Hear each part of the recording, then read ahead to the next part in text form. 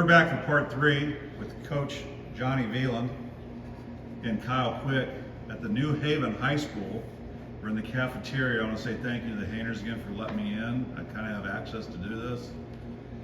This is a really good interview. I gotta say this, it's not for me, but I want to celebrate these guys because that's the last time they won a state championship boys here, so it's been 24 years ago already. I know it probably doesn't seem that way for them, so I do appreciate them taking some time out of their day to sit here, and I know a lot of people will like watching this. This is going to be public on Facebook and also on my YouTube page. And Keith Davis came up with this title, Casual Conversations with Kent Krefmeyer. And as these two will attest, this is very raw. There's going to be some errors in the first two ones. This is done on a tripod and a cell phone, and that's the way I want to keep it. So when people say, you need to do this and edit, no, I want it to be like we're sitting down one of these tables here in a cafeteria, not in these chairs, and we're just talking about stuff. So Kyle's been looking over and throwing some stories out, and he actually learned something from the last one that John did break his foot. So apparently Kyle was all about him at that point and didn't really care about Johnny, or he would have remembered that. So I'm giving you trouble, Kyle. So you guys finished the regular season. What we're going to do now is we're going to go in the postseason. And I appreciate you looking through it and following through there because you're going to have some stuff that I don't have here. So, district here again, or was that New Bloomfield? Or I mean, for a while they were going from Jamestown. Jamestown. Was that a very big gym? No, tiny. One sided. I wonder why they had it there. One-sided. Kind of like Wellsville. Wellsville's yeah, it's just like Wellsville. Yeah. So you play Chamois right out of the hole, correct? In districts? In district? Probably, if that's what that says. Let's see. If you played 3 games, that would make sense. No, we only played 2 games. You only played 2, so Chamois was your last game of the season? No, Bell was the last game of the season. It says districts you had 2 games, Chamois and Douglas. You won by. So, okay. That's right. So Chamois was in districts, and you guys won 59-28. Yeah. And see if they have much. They don't have much on here. Do you have much in your book about the Chamois game? You had 27 points. That was a sectional game. But do you have anything about Chamois? I know. I don't, actually. Well, it's probably because it wasn't here. Is that Jamestown? Yeah. No. For years and years and years and years, the district used to be here, and I know sporadically in the last. Well, and in my senior year it was here. Mm-hmm. Okay. So then you guys played Douglas, and you guys won 64-33. You have anything on that game? Probably not much, if any. It was our 5th consecutive district title. The girls won districts that year too. Well, interesting in this book here. Again, I'm gonna halfway hold it up and not lose my place. I'm gonna put it from the camera, and I think Tim Otten said they may still have it at Pratt's. But I get a lot of stuff off this book. Yeah, I see it at Pratt's every once. And it talked about, I think it was maybe 2001 or 2001, that 3-year spell, how dominant, because you know the girls won in 2022, how much dominance the entire athletic program was during that stretch. We won quite a few state titles. So you have track and you have volleyball. Yeah.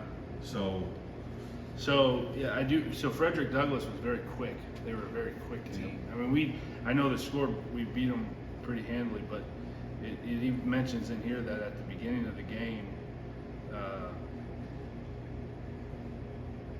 it was their quickness.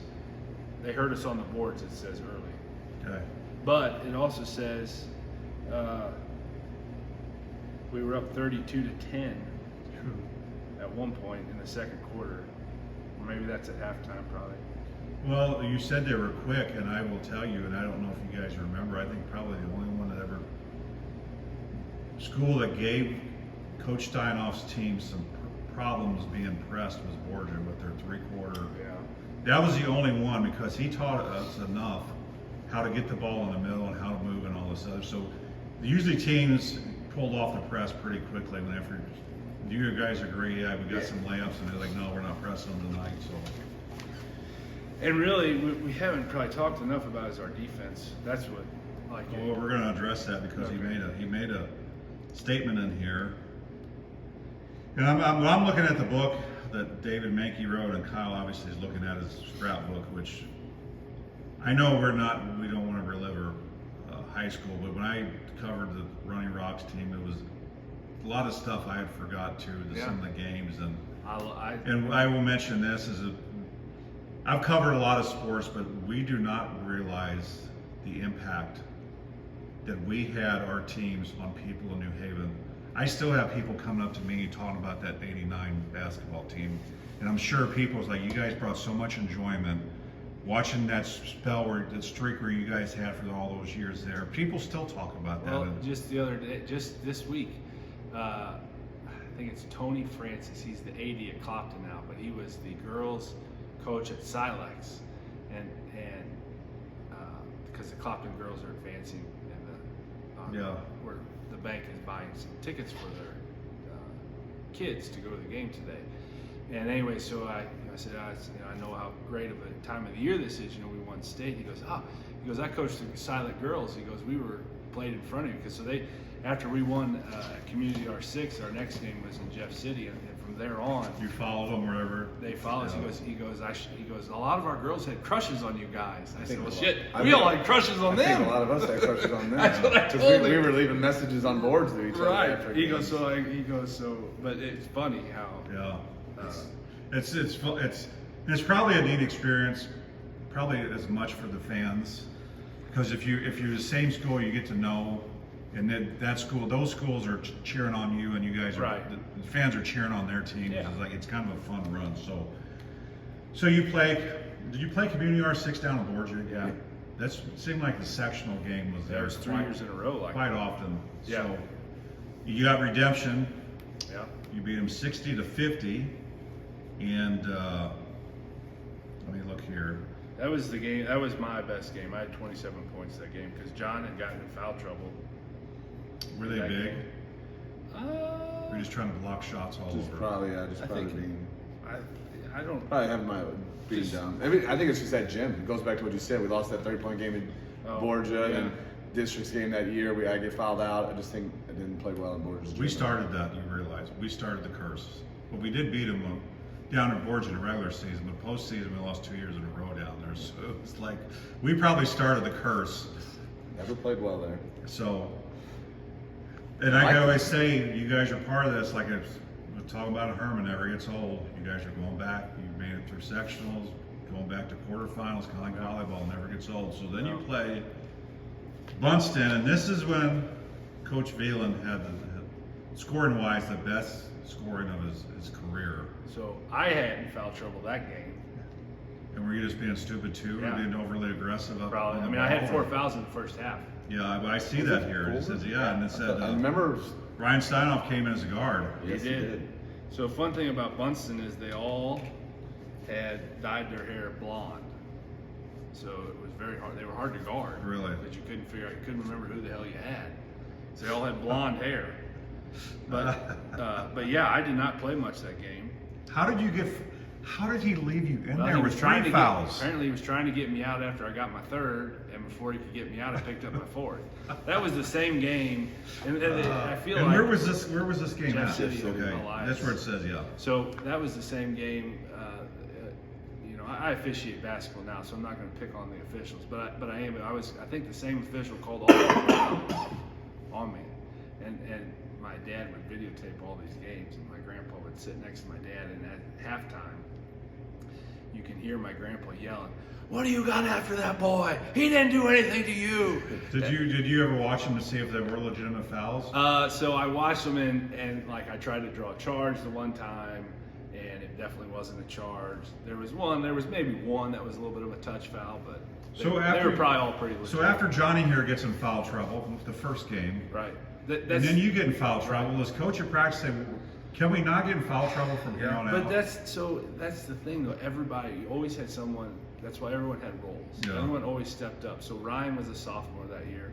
He'd played JV all year, and coach brought him up because we needed an extra guard in this particular situation. And he come up. He actually hit a big 3-pointer that game against Bunston, and so it was almost like it was meant to be.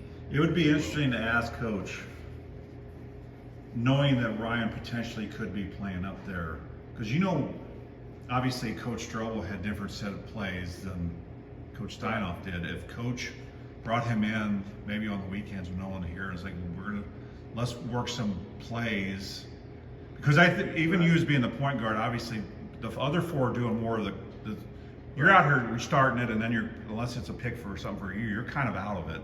Right. Unless it comes back to you. Well, and you got to make sure everybody's in the right place. Well, I'm just saying, if he actually worked with him, say, just in case Kyle, something happens, I want you to learn these plays here. Because you know how it was. I always tell Keith, what do you guys have, 300 plays? It seemed like. We had tons.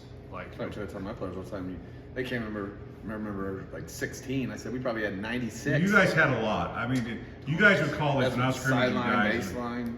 It was like no way that you could pick the plays up, because you know when I played, okay, Green, what you knew was this play. But with you guys, it was like you had so much stuff going on, and I don't know if he designed a lot of those on his own, or you think he watched.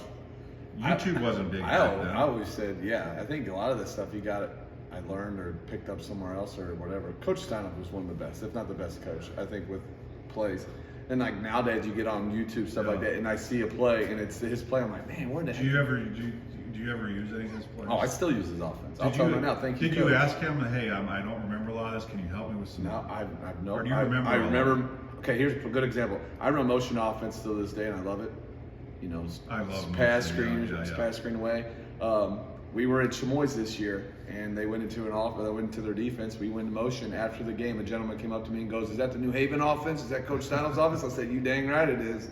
You know, so I mean, I still use a 4 high, stuff like that. I mean, if it worked then and works now, it's probably going to work more so now, because when Dwayne Cretley and I do the games, we always say there was a lot of standing There's way less discipline today. Yeah. And it's like, so if you have someone that can actually cut, and the back door should be open like crazy now if someone wanted to do it. So let's get, so you made it to, that was Bunston, or Bunston. So where did you play? Let me look here. Do you remember, so I don't have to go down. La Plata, where did you play them at? Hannibal LaGrange, I believe. Yep. Okay. Now that game, I remember that game was... It was 53-38, go ahead. That was fun. It was like, so I remember walking into that gym when we got there, and it was already full. It was packed. With New Haven or? Yeah, New Haven fans. It was packed. Now, Silex had to have played before us. So you couldn't tell which one. But Silex is green too, so it's even better. So, it's double packed. So it's, but I remember us warming up like there was a decent time between games. I feel like they may have actually emptied the gym and brought. I don't remember for sure, but I remember us warming up like 25 minutes. We're out there just kind of, then we'd go back to the locker room. But it was so loud I couldn't even hear myself talk. I don't know why, it just sticks in my head. He say this, he always said it's a neat atmosphere out there. Yeah.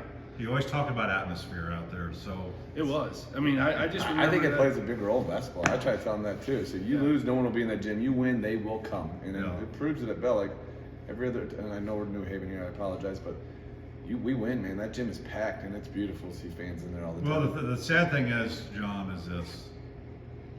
Is back when I played, we were good. But you had, I don't know how it is in Bell, but I say it all the time in Herman. You have a state championship potential volleyball, and there's no one there watching anymore. Kids don't go hardly anymore. But back when I was a kid, we had what we call the old, like Billy Ray Quick was not old then. People like him and Monroe Schilling and Tom, they went to the game no matter if you won or lost. They had their seat on the bleachers. Dietrich. This is their speech. You don't. Norm Dietrich. He would always come to our games. Yeah, so you had that core group of older, but obviously they didn't have the distractions of sitting on your phone. That was entertainment back then, and so radio was much bigger back then. Games. Well, and so we talked about the game at Community R6. I had a game. John had foul trouble. Next game, I get foul trouble. He has a game. The game at Hannibal, we both have good games. He scored 22 points. I scored 19 points.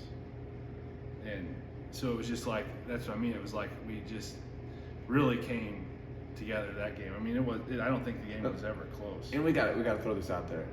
Before every game, we went somewhere. We either went to Kyle's house, we went to Kyle's grandparents' house, we went to my house. I don't think we went to my house as much. I think it was. Do you guys have a meal, or you just hang out? We had a meal, and we made egg sandwiches. I'd make him a hard egg for every game. Before every game, and then We just kept the tradition. And that's what it is. Yeah, you guys are. And I always say, good teams are tight. And then Jason Lowney would sing "Devil Went Down to Georgia" for every Really? away game. I was gonna throw that one out too, and he did. So I say good. roles. That was his role. He got us going on the bus. I'm talking like, I wish he would have been here just to do Oh this, my because God, that would have yes. probably got you 1 million views because Right. it was that good. Him doing "The Devil Went Down to Georgia" is so good. So at any point in time, because we're at the Final Four now, did Coach Steinoff or Coach Strobel ever say, okay, do not let these prior successes this year, because I'm sure by then you're like, you know what, we're pretty damn good. We only lost 2 games. No, we were all so focused. Were you so grounded that? I feel like. I think, I mean, there's something we should have said a long time ago with it also, is another story, is like, we all wanted it. We all knew I mean, I personally wanted it. I mean, I was on the first 2, for, third place in my freshman year, first place my sophomore year, missed out my junior year, and I felt like that a lot of blame was on me because I fouled out. But like me, Robert, Eric, and his dad, I remember this. I want to say it was the first year we won state. We were out in his backyards and we're playing on his goal in his backyard, and we made a deal with each other that we would win state at our senior year or at some point. Whose house is this? Ernie Brown's, which Okay. is Robert Brown's dad, and we made that, and that was a pact that we made with each other that we were going to do it. So in our hearts and minds, we wanted to win from the time we stepped into high school to the time we left. And then going back to what you said, Steinoff's a great coach. He had 100 plays. I mean, he had 2 amazing coaches beside him that he could reflect anything off and get great input back, where a lot of coaches don't have that. But he had Coach Strobel on one side he can reflect something to and get a Mr. great opinion, Bailey. and then Mr. Bailey on the other side. Boom. I mean, shoot, and then not even that. Like I said, you had Mr. Carey back on the next part, and then you had Mr. Leake on the next part. I mean, Yeah. this school was just built for basketball at that time. Well, and I should also point out that so my dad would go to a lot of games and film teams that we would potentially play. So Coach would go sometimes with him, but my dad and Grandpa, they would go, and so that way Coach Steinoff would have film on potential teams that we would play down the road. So I mean, it was like it was more than just the players; it was the parents. I mean, they made food for us. It was just. It made the community great. Oh, Yeah. it was unbelievable. And it helped that you had some success. I'm going to tell you, it would have been bigger if there would have been a long, dry run prior to your year. It would have even had been more impactful to the community. Right. But it sounds like, hey, well, we're expected to go here for a while. But at the same time, we got to be thankful that like the groups Right. before us did what they did. Because Yeah. if they, and I say winning's contagious. Yeah. It is, It and is. that's what I tell my boys now. But like, if it wasn't for like the Chris Doors and the Bainses and all Right. them stuff, and then the next group's Astros, the Gumpers, the Siders, and then Tim Shears, Kyle Wolf, amazing, Dustin Block, people. I mean, those boys made us want to be great. I think. Absolutely. Okay, let's get here. I want to do a quote from Coach Steinoff. Upon reaching the state tournament, Coach Steinoff was questioned about his team's winning record. He said, I think a lot of teams have left maybe not that all impressed with us, wondering how in the heck did we lose to them. I've said all year long that the team's greatest characteristic has been their will to win, and that's where you said you made a pact with each other. So, we're going to go in here. Semifinal game, New Haven versus Jefferson. Jefferson had a 27-1 record and had been ranked #1 in Class 1A all year. Defending state champions. Yeah, their only loss had been to Maryville, a 3A team. They played an aggressive man-to-man and pressed, and they rotated. They said 10, 11 players. So, And I think it's also important to point they didn't play as strong of a schedule as we played. So like you said, all the good conference teams you guys. So if played. you actually looked, I remember looking at their schedule and their points of winning. They won a lot of games by 20 points. Yeah. Where we won most of our games by 5 points. Or Now whatever. I was at that game. Jefferson was the one that maybe I was the year before. Was that the team or was the 199 state championship? That was maybe Fordland. That bombed threes like crazy. That was Okay. Fordland. So and so Jefferson did score a lot of points, but this is where our defense was stifled. Well, I'm just going to read this here because we're near the end of the video anyway. We have some more minutes, but we'll cover these two. And I don't know what they have in here, but it said at the end of the half, New Haven was trailing 20-19. But you guys forced 11 turnovers, and they didn't have an answer for John Viehland, who had 15 of the 19 points. And then you guys took over the lead with and went to the final minute of play at 38-37 advantage. You even turned the ball over. Which one of you guys turned the ball over? I don't remember. They held the ball from. Well, they did, but they got the ball, but you guys turned it over with 51.4 seconds. They called a timeout. They did, and they didn't know what to do. Like they stood out there at half court for 51 seconds. And then we stole it back. Yeah. So then it says, as play resumed, became obvious that it was 10 running down the clock. The rim was built up 40, 30, 20, 10, and then a final pass and the shot. It's short. Viehland grabbed the rebound, and then Johnny says, "I'm taking it to the damn house," and he dribbled it coast to coast and dunked it. But it was after the buzzer, so it didn't count. But To some it did. To some, right? To some. On the score. Yeah, absolutely. I wonder were you guys up in their grill so hard that they didn't know? Well, no, we were up. So you just kind of sat back and was like, we'll wait on them. We'll wait on them and see what they're going to do. Yeah. If they beat us, they beat us. I don't know. I think. But I'm just saying, they're going to have to beat us on the shot. Right. It's just not. Right. We're not going to let them get a layup No, on there. No, and they didn't. I mean, they didn't even get a good shot off. I mean, I remember, and I've gone back and actually watched it. It's like they don't know what to do because they hadn't been in a close game all year like this. And so I think it was the culmination of our entire season, that game. I know that wasn't the state championship game, but that was the state championship game. Is this the Jefferson from Festus now? No. No, Isn't there a Jefferson Festus? Yeah. there is. Where's yeah. this I think Jefferson? this one's like more up north. This one, Yeah.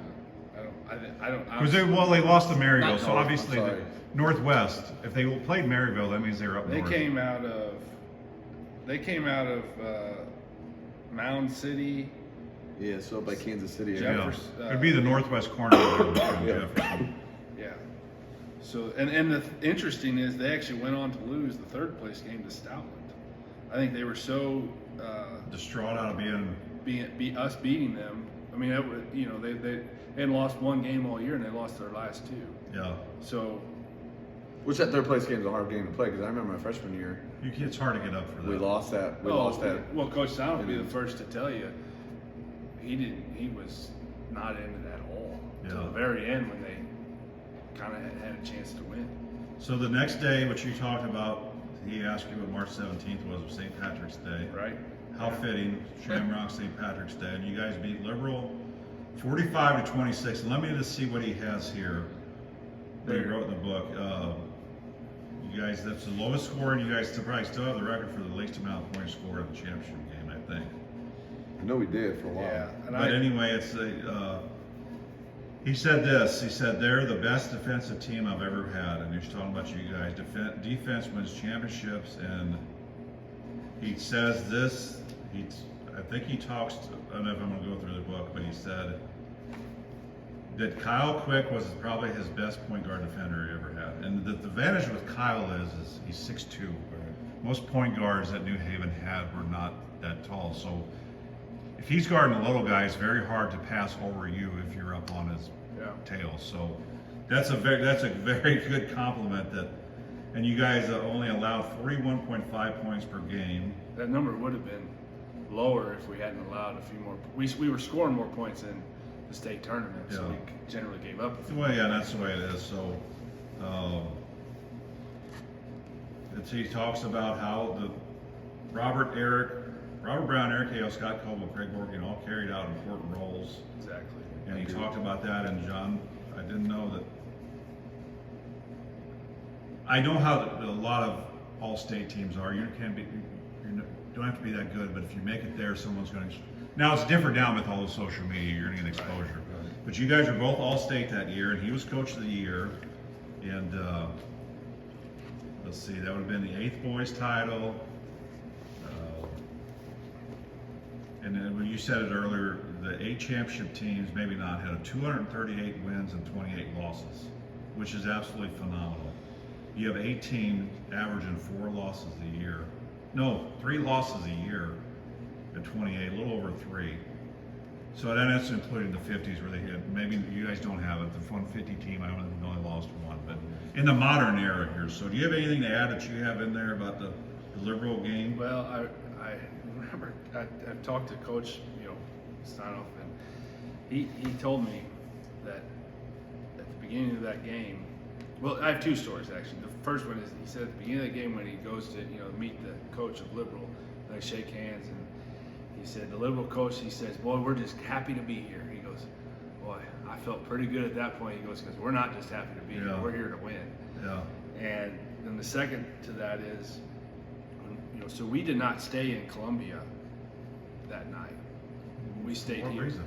Well, we didn't play an early game. The game was later in the day, and so we all thought it would be better just to sleep in our own bed. Well, that could be, but then you're riding a bumpy ass school bus. I don't know. I was glad. I didn't want to stay. And maybe it's the camaraderie of the bus ride there and back. I think it was probably that and a little superstition. So we came back because then my grandpa Bill made Johnny and I spaghetti that evening. Why wasn't it an egg sandwich? Well, because that happens before the game. Oh. That's not the night before. So what did you do? So then we ride up there and we pull into the Hearn Center, and Coach had all the cheerleaders get off, and then the managers or players were just on there. He goes, "When we get back on this bus, we'll be state champions." Really? Well, That's all there I'm you go. And, So. yeah. Yeah, good stories, and that's something that a lot of people hear. I could just go through stats and stuff, and a lot of people, when I did 10 line, I don't remember a lot of it, but obviously the scrapbook there. But we gave some accolades to Kyle Quick, the best guard defender he ever had, and then Shamrock Spotlight, and it says Johnny Viehland, it doesn't say John. He said you were the best offensive low post player that he ever coached. And I want you to tell me right now, thanks Ken for guarding me so hard. Ken, I say that to everybody this day. And I'm giving you trouble. I say you were a big reason of the player I became. You and Strobel and Steinoff and Mr. Bailey. You remember how we would ride you to toughen you up? And I said, I kind of feel bad now because sometimes you were in tears. I tell my players that today. I say, you used to grab my jersey, do all this. And I was just the point. Let me tell the story before you go on. Okay. I remember Johnny. Was he a good player, Merrimack? Yeah. But when he came out here one night on a Wednesday night when he was at Lindenwood, and he was dunking on people, and I said, I'm a cuss, holy shit. The aggression you had from the time you were young till you got to that, obviously you're an All-American at NAI at Lindenwood, but you were so damn aggressive, and I'm like, God, if he would have been that and I know with age you get maturity physically and mentally, but you could have dunked on Ben Lampkin, and you could have said, hey, you're not going to do that stuff anymore. Go ahead, Kyle. Well, I was just going to say, so I do remember this too. So after the games, they have a little press conference, and after each game. So the first game, after Jefferson, Coach, Jenner just brings in a couple players. Yeah. So we go in there, but after we won a state championship, the whole team went in. He said, "We're all going in." Yeah. But I think that just shows you the how much of a team we were. Okay, before we go on, because we're at 27 minutes, show you, put it up here, I'll tell you when it's good. Keep on going. That is the actual, go down a slope. That is the actual state championship after they played photo. And again, you guys were very, very, like Coach said, you have to be lucky to win state, but you have to be good. Yeah. I mean, we probably. Well, I'm going to ask you because as the older I get, the more sentimental. Crystal, you say that sentimental too much. I've asked every state team, do you guys ever get together? We have. If nothing else, do me a favor. 25 years to say, hey. Oh, we got together for Strobels. Well, yeah. But something different. Well, say, even if you say, hey, we're gonna mark it. It'd be nice if it was March 17th. It was on a Saturday, and you could say, hey, we're gonna go to Camp Trinity or someone where this is what it is. It's going to be. Well, so we got screwed by Misha over COVID. Because that would have been your 20 year. Right. And they I mean, it's every 10 years they 20. Okay. Royally. Okay. I mean, you could have at least brought us back the next year. I'm still. Or even the 25th year. I'm very bitter over that because I don't think they have any clue how much, like after we won, that was looking forward to that. Yeah. Going back, so I don't know. They should. They really should. All those teams. I mean that. Can you imagine no plan during that time and having no fans there to watch you? Oh, that would have sucked too. It would have been like practicing out here I mean, at least you had custodians or Well, something yeah. walking through. So But I'm gonna go over some stats, unless and you guys can add in anything. So this is what this year's actual, obviously Jacob and Ryan, which you said Ryan was very instrumental in that game. against Bunston and Justin. So you had Craig Borkening, Robert Brown, Scott Coble, Eric Hale, Jason Lowney, Dustin Pelster, Nick Perjak, Kyle Quick, Alan Shearer, Jacob Shearer, Ryan Steinoff, and John Viehland. John averaged 22.5 points a game.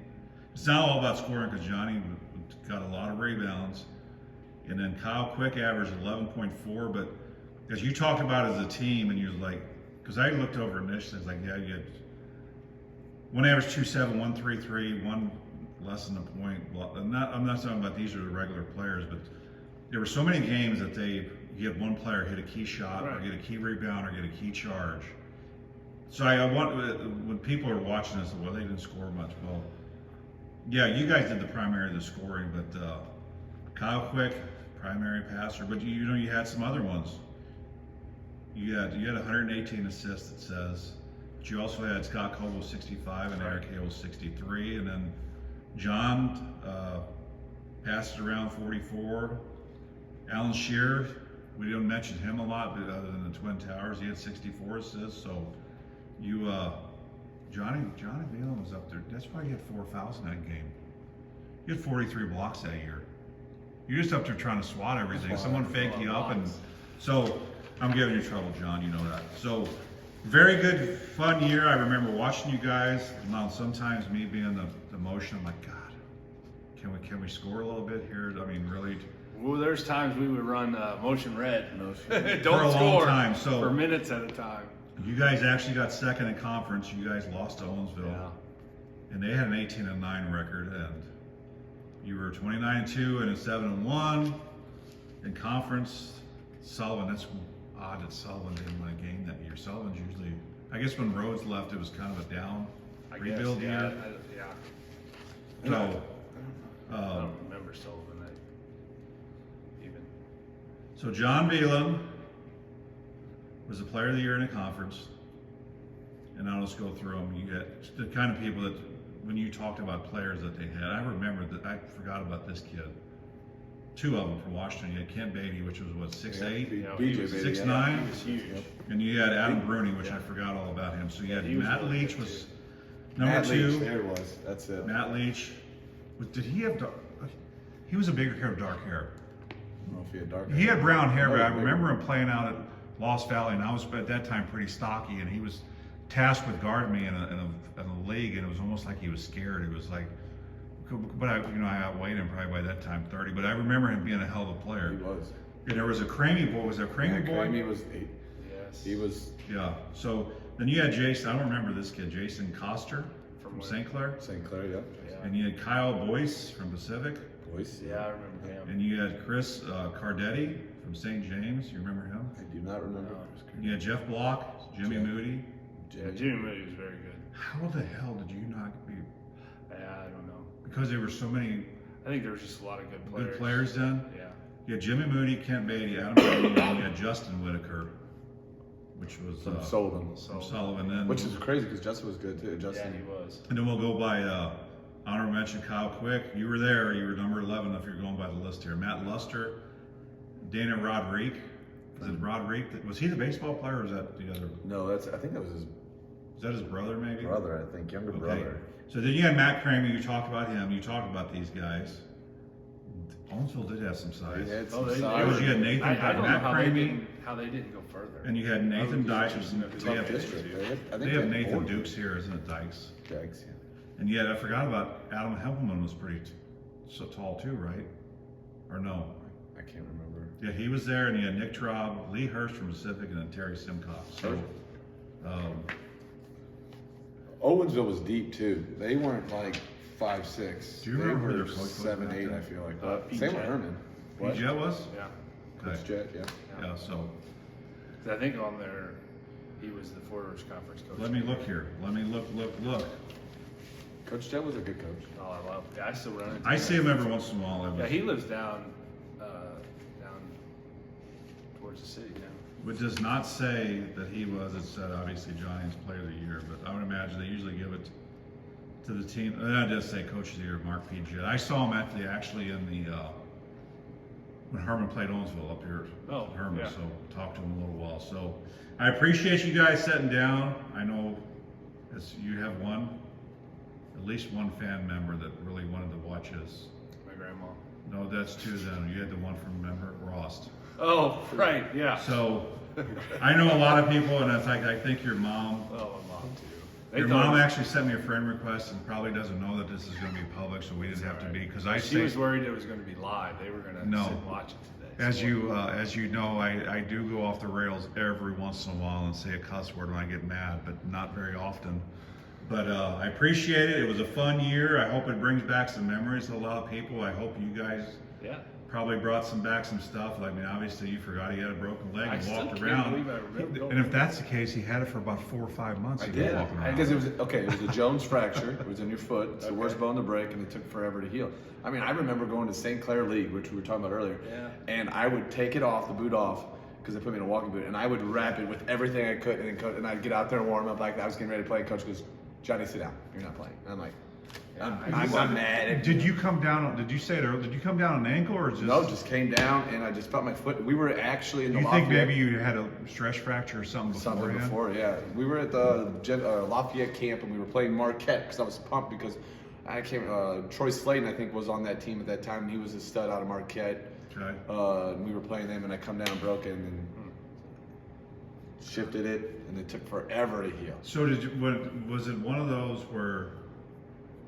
It's kind of like when I told you yesterday, I sprained my ankle off a damn curb up at the store where I work at. But could you tell instantly like something's not right here? Yeah, I mean, I felt my foot just shift. Really? But you go back, told coach, went back out. I was like, nope, something's wrong. So it was like, hey, let's did you go somewhere right? And we're at 36 minutes. We're in. Did they take you right away, or they was like, oh, let's ice it first? No, we iced it, the stuff, and then the next day we went. And then there was 2 options. You either let it heal on its own, which that's the way we did it, or you had to go put a screw in it, which was a longer recovery. Yeah.